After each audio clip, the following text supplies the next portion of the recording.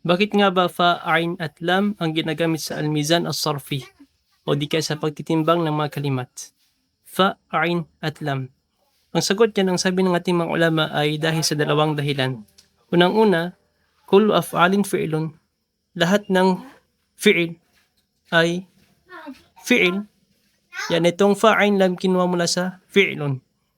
At lahat ng mga kalimat natin na fi'il ay tumutukoy sa gawain. Halimbawa, kapag sinabi nating darasa, yan ay gawain ng pag-aral. Kataba, gawain ng pagsusulat. Akala, gawain ng pagkain, etc. So lahat ay tumutukoy sa fi'lun. Pangalawa naman, ang fa'ain lam ay sakop nito ang tatlong makharij. Ang asyafah, al-halq at saka al-lisan. Fa ay syafah, fa. Al-halq, itong ain ay nasa halq, nasa lalamunan. Lam naman ay nasa lisan, nasa dila.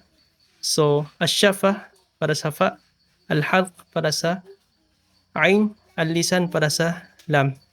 So yan ang dahilan kung bakit fa, ain, lam ang pinili ng ating mga ulama para gawing al-mizan as-sarfi.